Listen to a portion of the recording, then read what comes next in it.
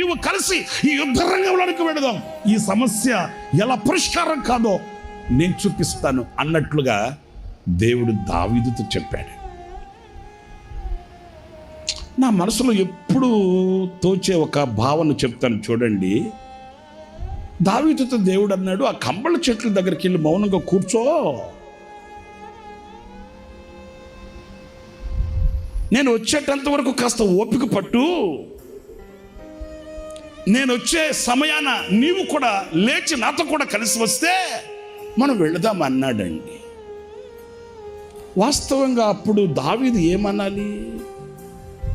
ప్రభువా, వీళ్ళు చెలరేగిపోతున్నారు, ఓ దుమ్మెత్తుతున్నారు, కాలెత్తుతున్నారు, వాళ్ళ నోటికి హద్దు ఆపులు లేకుండా అయిపోయింది. ఇప్పుడు గనక నేను మౌనంగా చేతగాని వాడి వల్ల కూర్చున్నానే అనుకో, వాళ్ళు ఏమనుకుంటారంటే అయిపోయిందిరా వాడి పని, చేతగాని వాడైపోయాడు, ఏదో బలం ఉన్నట్లు ఏదో శక్తి ఉన్నట్లు విర్రవీగాడు. మరి ఈ రోజున్న చేతగాని వాడి వలె మౌనంగా కూర్చున్నాడంటే అతనిలో ఉన్న శక్తి ఏమైంది అని నేను నవ్వులు పాలైపోతాను కదయ్యా. అయినా ఒక చిన్ని రాతితో ఈ ఫిలిస్తీయుల సర్దార్ని హతమార్చిన వాడిని, ఒకప్పుడు సింహాన్ని చీల్చిన వాడిని, ఎలుగుబంటిని చీల్చిన వాడిని, ఇంత పరాక్రమము కలిగి ఇంత రోషము కలిగిన రౌద్రుడనైన నేను ఏమీ చేయకుండా మౌనంగా వెళ్ళి అక్కడ కూర్చుంటే ఎంత అవమానంగా ఉంటుంది ప్రభువా అని కథ అడగాలి.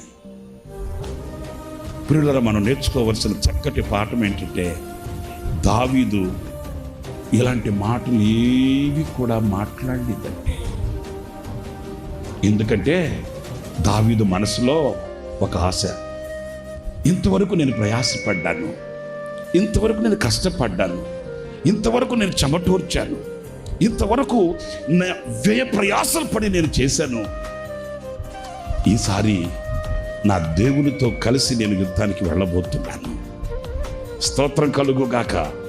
నా దేవునితో కలిసి పూనుకోబోతున్నాను, నా దేవునితో కలిసి పని చేయబోతున్నాను, నా దేవునితో కలిసి నేను యుద్ధ రంగంలో నిలబడబోతున్నాను. ఈనాడు కలిగే ఆ జయం నేను చూడాలి అనే ఆశ అతని గుండెలో రగిలింది. అంతే, మౌనంగా వెళ్ళి ఆ కంబళి చెట్ల కింద కూర్చుండిపోయాడు. చరిత్రలో మనం చదివితే, ప్రియులారా, దేవుడు కదలి వచ్చాడు. స్తోత్రం కలుగుగాక. దావీదు కదలి వెళ్ళాడు. దావీదు, దేవుడు, దేవుడు, దావీదు, వీళ్ళు ఇద్దరు కలిసి యుద్ధ రంగంలో అడుగు పెడితే జరిగిన వినూత్నమైన విజయం ఎలా ఉందో తెలుసండి. చూడండి, పరిశుద్ధ గ్రంథంలో దినవృత్తాంతాల మొదటి గ్రంథం 14వ అధ్యాయం 15వ వాక్యం దగ్గర నుంచి చదువుతారండి. కంబలి చెట్లు కొననందు కాళ్ళ చప్పుడు నీకు వినబడినప్పుడు వారితో యుద్ధము కలుపుటకై బయలుదేరి వారి మీద పడుము. ఆ చప్పుడు వినబడినప్పుడు ఫిలిస్తీయుల దండ్రు హతము చేయుటకై దేవుడు నీకు ముందుగా బయలు వెళ్ళి ఉన్నాడని తెలుసుకున్నామని సెలవిచ్చాను. ఓకే, దేవుడు తనకు సెలవిచ్చిన ప్రకారం ఆ మాట వినాలి మీరు. దేవుడు తనకి ఏమైతే సెలవిచ్చాడో ఆ మాట ప్రకారము దావీదు చేయగా, దావీదు అక్కడే ఉందండి కీలకమైన ఆశీర్వాదం. ప్రియులారా, ఏదో నేను చేయగలను, నేను వెళ్ళగలను, నేను ఉండగలను, నేను సాధించగలను అని ఉద్రేకాలతో వెళ్ళిపోవడం కాదు, ఏదో మన శక్తి మీద మనం ఆధారపడడం కాదండి. దేవుడు దావీదుతో చెప్పినట్లు చేశాడే, అలాగే ఈ రాత్రి నీవు కూడా, నీవు లేక నేను అడుగు కూడా వేయలేనయ్యా, నీ శక్తి లేకపోతే నేను సాధించలేనయ్యా, నీవు నాతో రాకపోతే నేను వెళ్ళలేనయ్యా, నీవు నాతో ఉంటే, నేను నీతో ఉంటే నేను వెళ్ళిన ప్రతి మార్గం ఆశీర్వాదకరంగా మలచబడుతుందని నేను గ్రహించానయ్యా. ఇంతవరకు ఒంటరిగా ప్రయాణం చేసి ఓడిపోయాను, అలసిపోయాను, కృంగిపోయాను, కన్నీటి మయంలో కొట్టకపోయాను, కన్నీటి సాగరంలో నిలిచిపోయాను. ఇదిగో ఈ రాత్రి నీ పాదాలు పట్టుకుంటున్నాను, నీవు నాతో రావా యేసయ్యా, నీవు నాతో నిలవవా యేసయ్యా, నీవు నాతో కలిసి ఉండవా యేసయ్యా, నీవు నా చేతిని పట్టుకుంటే, నీవు నా వెన్ను తడితే నీవు నా ముందుంటే నేను నీతో వస్తానయ్యా. ఈ రాత్రి నా ప్రియులరా, దావీదు దేవుడు తనకి ఏదైతే సెలవిచ్చాడో అలాగే చేశాడట. ఆ తర్వాత ఏం జరిగింది? ఇశ్రాయేలు ఫిలిష్తీయుల సైన్యమును గిబియోను మొదలుకొని గాజేరు వరకు తరిమి హతము చేసి. కొట్టు గట్టిగా చప్పట్లు ప్రభువుకి. ప్రైజ్ ది లార్డ్, హల్లెలూయా. నా ప్రియమైన సహోదరులారా, ఇంతవరకు మిమ్మల్ని ఏలుబడి చేస్తున్న కన్నీళ్లే కానివ్వండి, ఇంతవరకు మిమ్మల్ని వేధించి బాధిస్తున్న సమస్యలే కానివ్వండి, మిమ్మల్ని చూసి పారిపోయి మీరు వాటిని తరిమి వాటిల్ని పారద్రోలగలిగిన శక్తివంతులు కావాలంటే ఈ రాత్రి నా దేవుడు, మన దేవుడు మీతో కూడా నిలవాలి. మీరు ఆయనతో కూడా కలిసి పని చేయాలి. వింటున్నారా? 17వ వాక్యంలో వ్రాయబడింది, కాబట్టి అంటే ఇలా జరిగినందువలన దావీదు కీర్తి ఇశ్రాయేలీయుల దేశమంతటా ప్రసిద్ధి అయిందంట. యెహోవా అతని భయం, దావీదు యొక్క భయము అన్యజనులందరికీ కలుగు చేశాడంట. స్తోత్రం చెప్పండి.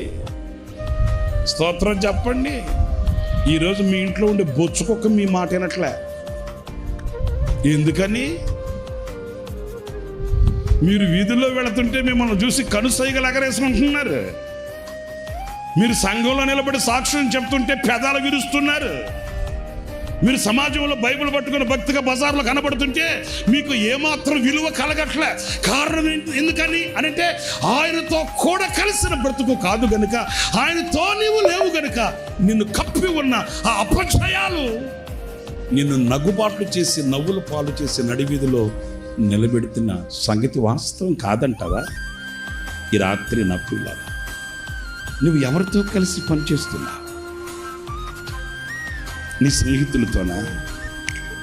నన్ను చూడండి. నీ స్నేహితులతోనా? ధనబలం భుజబలం కలిగిన వారితోనా?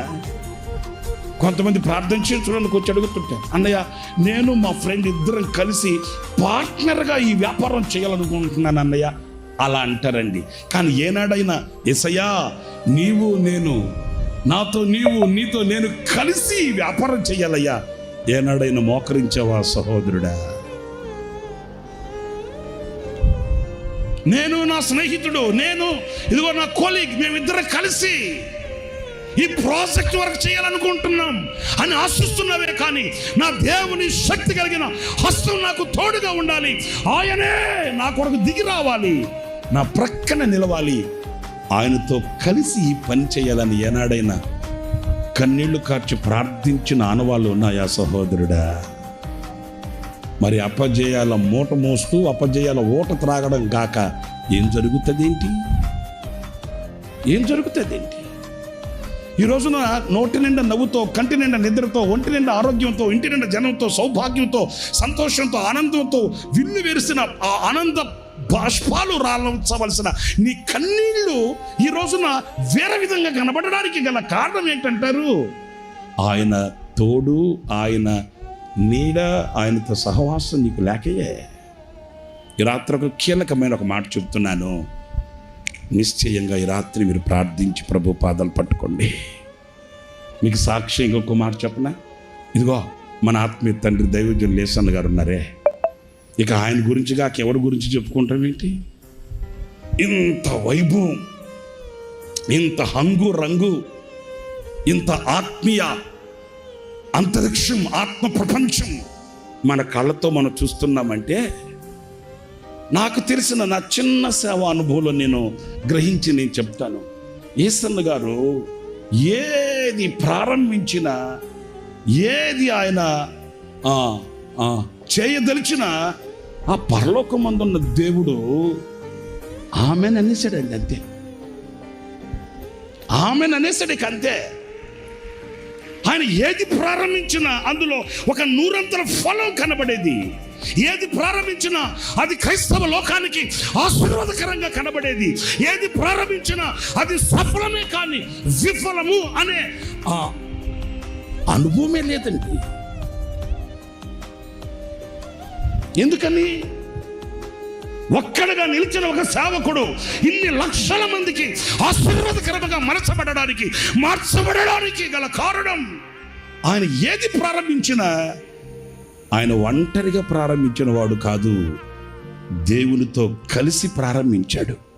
ఆయనతో కలిసి అడుగులు వేశాడు, ఆయనతో కలిసి దీపం వెలిగించాడు. ఆ దీపం ప్రపంచానికి వెలుగై కూర్చుంది. ఈ రోజున మీరు ఆలోచించండి.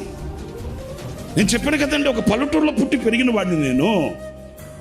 మా ఊర్లో అప్పట్లో 93, 94 ఆ సంవత్సరాల్లో సంపూర్ణ రాత్రి ఉపవాస ప్రార్థన ప్రతి నెల 17వ తేదీ అని ప్రకటన చేస్తే మా ఊరోళ్ళు కొంతమంది నవ్వుకున్నారండి.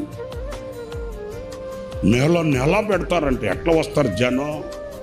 ఏదో ఒక నెల కొత్తగా ఉంటుందానికి వస్తారు, 2వ నెల వస్తారు, 3వ నెల డుమ్మ కొట్టేస్తారు. ఎన్ని చూడలేదు ఇట్లాంటివి అనుకున్న వాళ్ళే. ప్రతి నెల సంపూర్ణ రాత్రి ఉపవాస ప్రార్థన మామూలుగా వాస్తవంగా ఎట్లా ఉండేదంటే, మా సంఘాల్లో అంటే లోకల్గా ఉన్న సంఘాల్లో మాసాంతర కూడికలను పెట్టేవాళ్ళు. నెల 30వ తేదీ 31వ తేదీ మాసాంతర కూటం అని పెట్టేవాళ్ళు. గట్టిగా ఎత్తుకుంటే పాస్టర్ గారితో కలిసి 10 మంది వెళ్ళేవాళ్ళు. ఇక 10 మంది మాసాంతర కూడికలు కూర్చొని 12 గంటలు ఎప్పుడవుతుందా అని వీళ్ళు ప్రార్థన చేయరు, వాచ్ వైపు చూసుకుంటుంటారు. ఇక ముగించుకొని వచ్చేసేవాళ్ళు. ఇంకా అక్కడక్కడ అడపదడప ఒకవేళ సంపూర్ణ రాత్రి ప్రార్థన జరిగినా ఎలాగ ఉండేదంటే, మీకు తెలియదేముందండి, ఏదో కొద్ది మందిగా కూర్చొని ప్రార్థనని ప్రారంభించేవాళ్ళు, దేవుని ఒడిలో హాయిగా నిద్రపోయేవాళ్ళు. ఆమె అన్న తర్వాత అందరు చేతులు పట్టుకొని మెట్లు దిగింటికి వచ్చేవాళ్ళు. ఎవడు ప్రార్థన చేసింది ఎవడికి అర్థమయ్యేది కాదు. వీళ్ళందరి ప్రార్థన ప్రభువుకి అసలు చేరేదే కాదు. అలాంటి క్లిష్ట పరిస్థితులలో, అలాంటి ఆచారపు ముసుగు ఏలుబడి చేస్తున్న ఆ దినాలలో ఒక చైతన్యం కలిగేటట్లు, ఒక ప్రపంచం ఏర్పరచబడేటట్లు, ఒక చైతన్యంతో ప్రజలు ఆశీర్వాదానికి యోగ్యులయ్యేటట్లు యేసన్న గారు ఏది ఒక స్వార్థ కూడికి కదా ప్రజల్ని పోగు చేసినట్లు లక్షల వేల మందిని స్వార్థ కూడికలకు వచ్చినట్లుగా వచ్చేవాడు జనం. అంత జనాన్ని పోగు చేసి రాత్రంతా సంపూర్ణ రాత్రి ఉపవాస ప్రార్థనలో ప్రజలు ప్రభు పాదాలు పట్టుకొని గోసారి ఏడ్చి ప్రార్థించుకొని విన్నపించుకొని మొరపెట్టుకొని అద్భుతాలు మహత్కార్యాలు ప్రజలు కళ్ళతో చూస్తుంటే, ఏ ప్రజలైతే నవ్వి పరిహాసం చేసి ఇది ఎన్నాళ్ళు జరుగుతుంది అన్నారో, ఆ ప్రజలే నోటి మీద వేలేసుకొని అబ్బురిపోయేటట్లు దేవుడు ఆయన ద్వారా ప్రారంభించిన ప్రతిదీ కూడా ఈరోజు నా క్రైస్తవ లోకానికి నాకు అది ఊహకు అందనివి ఇలాంటివన్నీ అనిపిస్తుందండి. ఎందుకంటే జయ అపజయాలు అనేవి కొన్ని సందర్భాలలో సఫలము, మరికొన్ని సందర్భాల విఫలము అనేవి సర్వసాధారణంగా మనం చూస్తుంటాం. కానీ ఇదిగో ఇలాంటి దేవునితో కలిసి పనిచేసే పనివారి యొక్క సేవకుల యొక్క ఆశీర్వాదం ఆశ్చర్యంగానే ఉంటుందండి.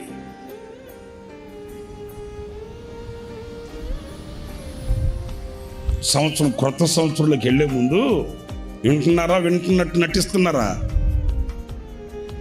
వింటున్నారండి? కొత్త సంవత్సరంలోకి వెళ్ళే ముందు ఒక కొత్త పాట పాడుకుంటూ, క్రొత్త గీతం పాడుకుంటూ కొత్త సంవత్సరంలోకి స్థుతించుకుంటూ వెళదామని ఆయన మొట్టమొదటగా ఒక కొత్త పాట రాసుకుని కొత్త పాట పాడుకుంటూ కొత్త సంవత్సరంలోకి వెళదామని ప్రారంభించాడా? ఈరోజు కొత్త పాట లేని కొత్త సంవత్సరం ఏంటో ఒకటి చెప్పండి చూద్దాం. కొత్త పాట లేని కొత్త సంవత్సరం ఒకటి చెప్పండి. ఓ క్రొత్త పాట పాడుకుంటూ ఆనందంగా ఆయన క్రొత్త సంవత్సరంలో ఆరాధించుకుంటూ ప్రభుకు ఒక క్రొత్త పేరు పెట్టుకొని ఆయన అడుగు పెట్టడం, ఆయన ఆనాడు ప్రారంభించిన ఆ ఆశీర్వాదకరమైన ఆ పరిచర్య ఈరోజు క్రైస్తవ లోకాన్ని అలుముకుంది. ఏ చిన్న సావుకుడే పెద్ద సావుకుడే, క్రైస్తవ లోకంలో చిన్న సంఘమే పెద్ద సంఘమే అనే తారతమ్యం లేకుండా ఈరోజున క్రైస్తవ లోకంలో సంఘాలలో ఈ మేఘం అలుముకొని కమ్ముకపోయింది.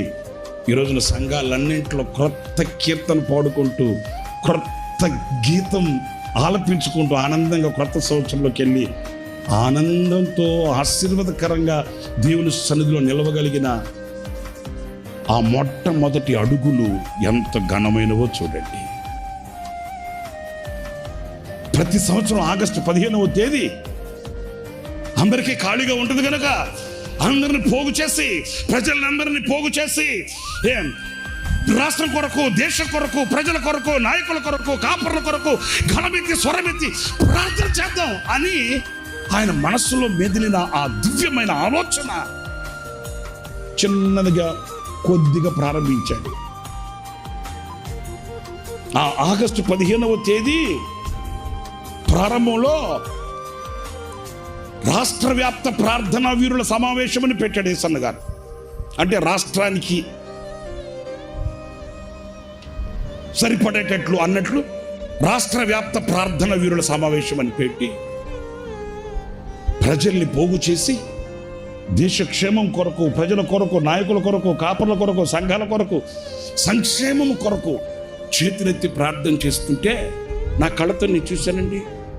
నాయకులు, రాజకీయ నాయకులు ప్రార్థన చేయించుకోవడానికి ఆ ప్రార్థనా వీరుల సమావేశ కూడికకు వచ్చి